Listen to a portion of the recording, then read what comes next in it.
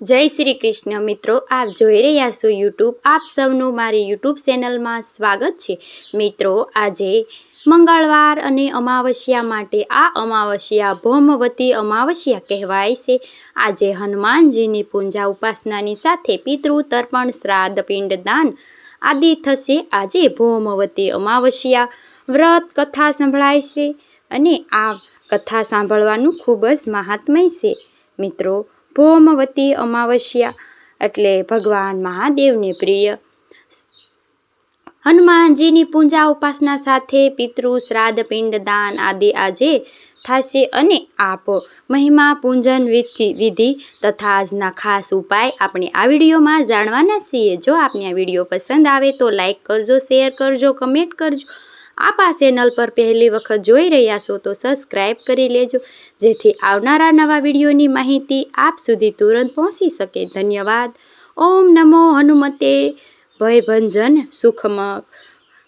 સુખ સ્વાહા. બોલો બજરંગબલી દેવની જય. મંગળવારના સ્વામી જ જય.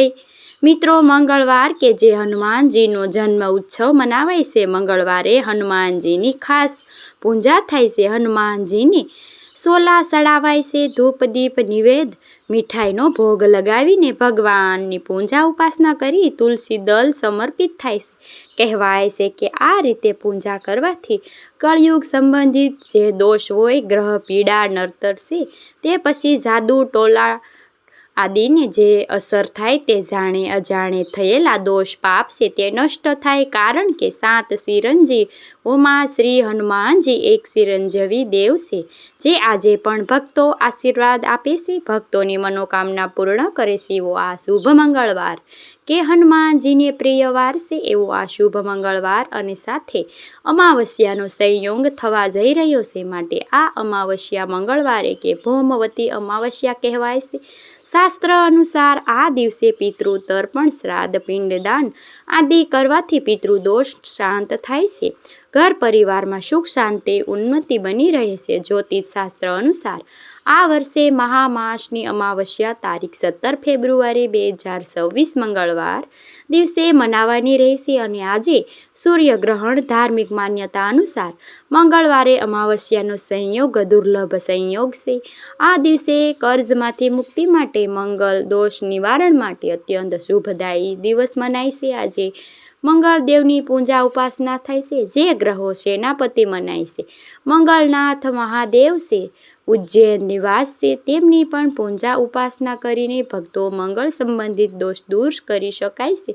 ગરુડ પુરાણ તથા સમક્ષ પુરાણમાં ઉલ્લેખ છે, અમાવસ્યાના દિવસે પિતૃ નિમિત્તે કરવામાં આવેલું કર્મ 1000 ગણું પુણ્ય પ્રદાન કરનારું છે. શ્રદ્ધા અને નિયમપૂર્વક વિશેષ ઉપાય આજે કરાય છે, જેથી પિતૃદેવની કૃપા પ્રાપ્ત થાય છે. આજે વિધિપૂર્વક તલથી તર્પણ થાય છે, દીપદાન થાય છે, પીપળાના વૃક્ષની પૂજા થાય છે, અર્ધ અપાય છે, સૂર્યનારાયણ દેવની પૂજા થાય છે, અન્ન તથા તલનું દાન કરાય છે. કાગડાને, ગાયને, કૂતરાને કીડિયારું પૂરી તથા દાન પુણ્ય કરીને આ પંચ યજ્ઞનું કરી પરિણામ સંતોષ, આરોગ્ય, સૌભાગ્યની પ્રાપ્તિ થાય છે. ગોળની રોટલી કરીને ગાય માતાને ખવડાવાય છે. જો કે પહેલી રોટલી ગાયની અને છેલ્લી રોટલી કૂતરાની. આ રીતે આપણે જ્યારે પણ ગૃહિણી રસોઈ બનાવે ત્યારે તેનો પણ ભાગ નીકળે છે. તો પિતૃસ્તોત મૌન સાધના એટલે કે મૌન પાળવાનું જોઈએ અને પિતૃ દેવતાને પ્રસન્ન કરવા માટે બ્રાહ્મણોને દાન દક્ષિણા પણ અપાય છે. આપણી જે કંઈ થાય છે તે પૂજા વિધિ આપણા ઈષ્ટદેવની કરવી જોઈએ. અમાવસ્યા એવી તિથિ છે કે જેમાં ચંદ્રદેવના દર્શન આપતા નથી. ઘોર અંધકાર તિથિ મનાય છે અને એમાંય ખાસ કરીને સૂર્યનારાયણ પણ આજે જ આ સૂર્યગ્રહણ કુંભ રાશિ અને ધન રાશિ નક્ષત્રના પડવા જઈ રહ્યું છે. કર્ક આકૃતિ સૂર્યગ્રહણ તરીકે આ ગ્રહણને જોવા માટે આવે છે. ભારતમાં દેખાશે નહીં. 17 ફેબ્રુઆરી 2026 સૂર્યગ્રહણ લાગવા જઈ રહ્યું છે. સાંજે 5:26 લઈને 7:57 દરમિયાન સૂર્યગ્રહણ ચાલશે અને એવું કહેવાય છે કે સૂર્યગ્રહણ દરમિયાન આપણા ઈષ્ટદેવમાં મંત્ર જાપ કરાય છે. પિતૃ નિમિત્તે જો સૂર્યગ્રહણ પૂજા થાય પછી દાન પુણ્ય કરવામાં આવે તો પિતૃને મોક્ષ મળે છે અને જો કોઈ આ દાન પુણ્ય મંત્ર જાપ કરે છે તેને 1000 ગણું પુણ્ય પ્રાપ્ત થાય છે. મંત્ર સિદ્ધિ થાય છે તે હનુમાન ચાલીસાનો પાઠ કરે છે.